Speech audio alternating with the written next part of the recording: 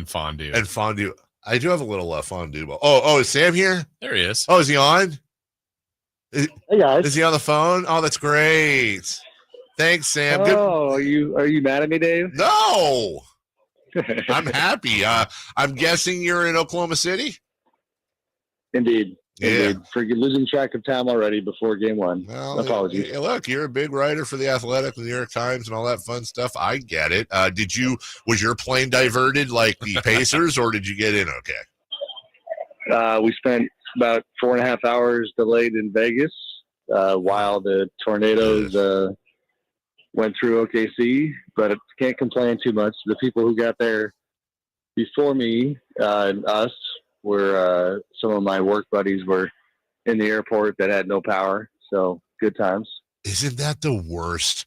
When you're waiting in an airport delayed because the weather is so bad where you're about to go that was at any point, Sam, did you even consider renting a car? From Vegas to OKC, that would be quite a trip. You got there for game 2. Yeah. Renting a car to go home, perhaps. Well, I don't know about tornadoes and bad weather, but man, I think everybody's hoping for fireworks tonight. Game 1. Sorry, I've tried to segue there. Thunder and Pacers. Sam, barring injury or one of the greatest upsets in NBA history, this isn't a finals. This is a coronation for the Oklahoma City Thunder. Agree or disagree? Go.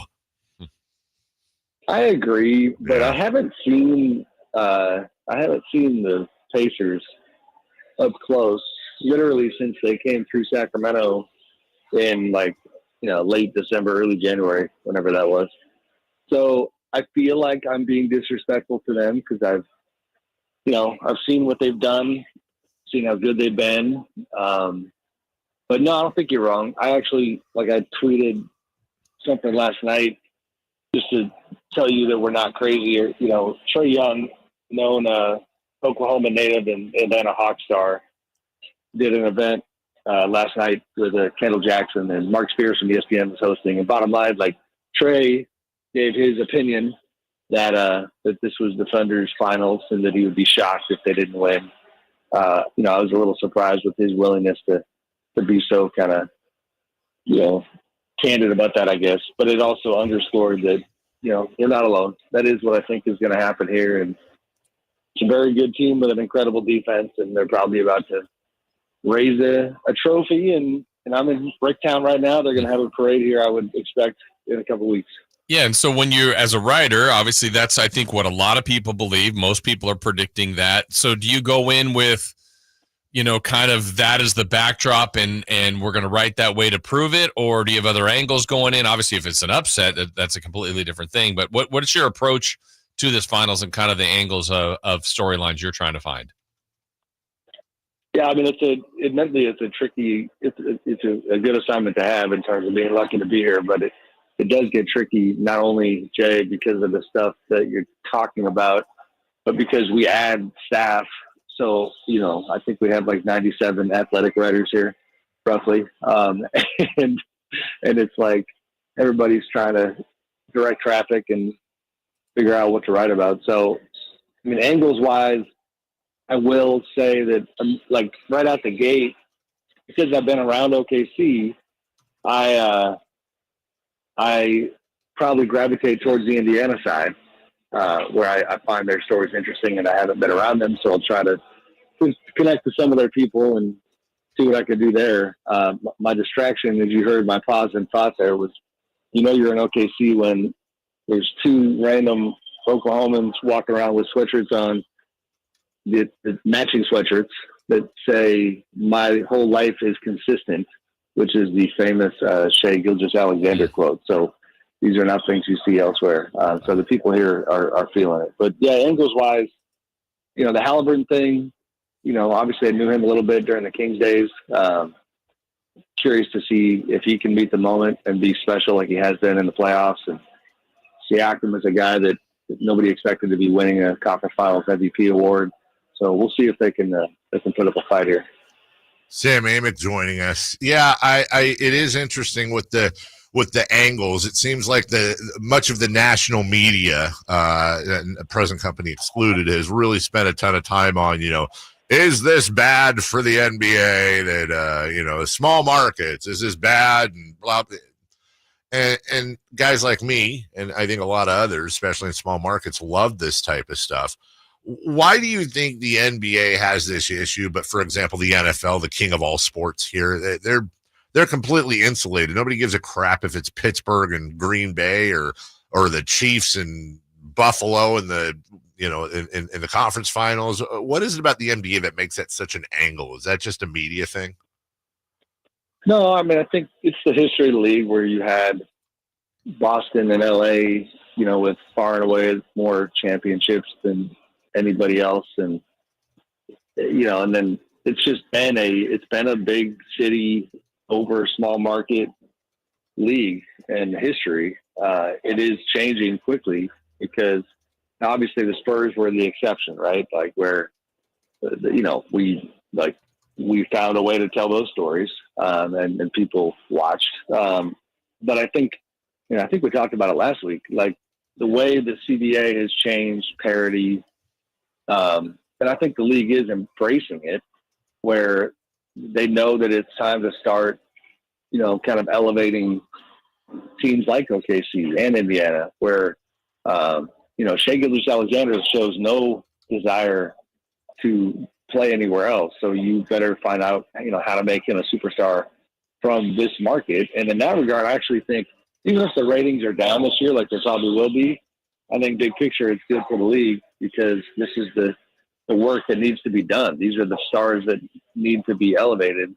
That kind of nudges them closer to the football model. So media wise, of course, we're going to talk about it, but we also, we got to be along for the ride and change the narrative a little bit. Sam, you said you were going to kind of look a little bit into Indiana. Do you think this is, like most people believe, that OKC as the heavy favorite will likely win the series? We'll wait and see how it plays out. But even that, like they'll probably be favorites going into next year, as well as they're pretty well set up. Indiana made the conference finals a year ago. Now they're in the finals. Do you feel like this is the start of a run for them as well, or do they just kind of time this right the last couple of years here? I mean, they're going to be a contending team for sure. Did I think they were like a flash in the pan last year when they got to the conference finals? Yes, I did. And I, like a lot of people, was wrong. Now you look at it and it's like, okay, the depth that they have, the roster construction, the payroll and the cap sheet, structure that they have, their guys are, Miles Turner is a big question mark. He's a free agent this summer, and they're going to find a way to hold on to him, and that's going to cost a lot. But other than that, they're in pretty good shape to keep this thing together. So the East, in this kind of I shouldn't say post-Celtics, like the Celtics are not gone, but like with Tatum being out for as long as he's going to be with his injury, and, Boston going down a bit, Cleveland not living up to what we thought they were, Milwaukee and the Giannis question, like the Eastern Conference all of a sudden is ripe for a team like the Pacers to kind of, it actually reminds me, it's a little bit like the Rockets back in the day with Hakeem. It was like, all right, Michael Jordan retired, like let's fill the power void, and Indiana is kind of doing that right now.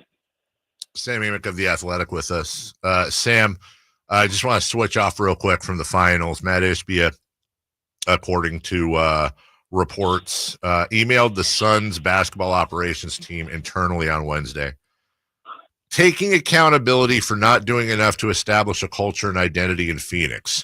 He stated that he tried running the typical NBA owner playbook of hiring experts, signing checks, and getting out of the way, but it didn't work. And now he says he intends to be, quote, extremely active in the decisions and management. I say that this is phase 5 of new owner syndrome, or phase 3 of new owner syndrome. You have come in, disrupt, emboldened by success outside the sport, creating massive wealth. That's phase 1. Phase 2, fail.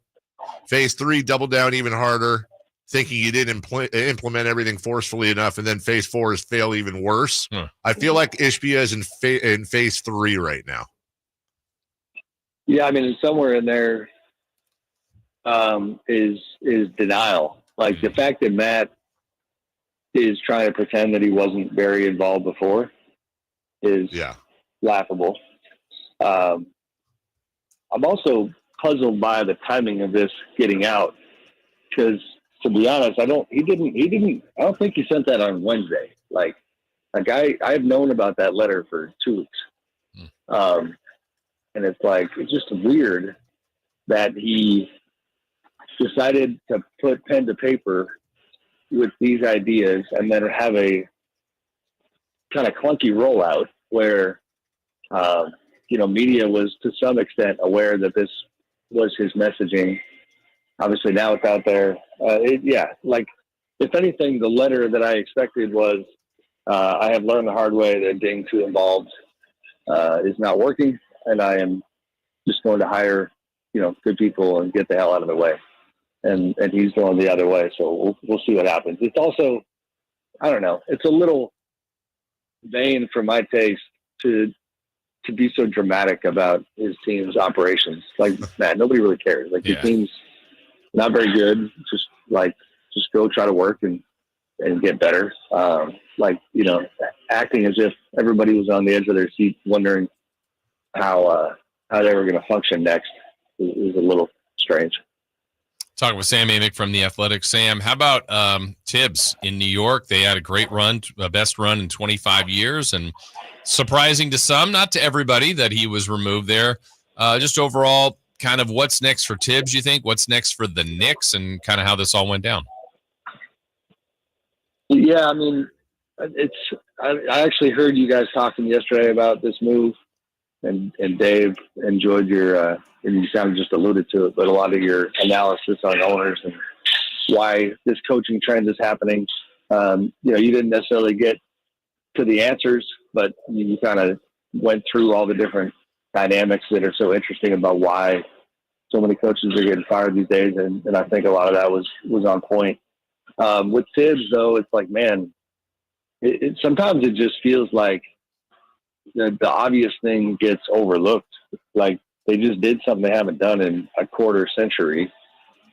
Like, that probably means he should continue doing the job. There were not, to my knowledge, there were not, this was not a player revolt thing. There was not, disharmony in the locker room. Of course, there's a discussion led mostly by Mikal Bridges on playing time at times, but it's still crazy. Like, got to the conference finals, franchise that has been in the dumps for a long time and had a few good years, but it's a little nuts and one of the more wild firings that we've seen in a while. Well, look, man, have fun in Oklahoma City. Do your Bricktown thing. Enjoy the food. What do they have? They have barbecue there, right? Like, what's the big thing in OKC? They have barbecue. They have, as far as like fancy mahogany steakhouse is kind of the local king. We've got the legendary Tipsy Tiki Bar that is owned by good old Big Rich, this guy who has a few properties in town that he's kind of the unofficial mayor when the national media comes to town. Of course, Big Rich. Big Rich is his name. What'd you say? I said, of course, like Oklahoma City. Like, Big Rich. There are these restaurant places owned by Big Rich. You take a ride at the barn and you get down this. What about Mickey Mantle's Steakhouse? Have you been there? Yeah, I've been there. It's been a while, but that's a good one.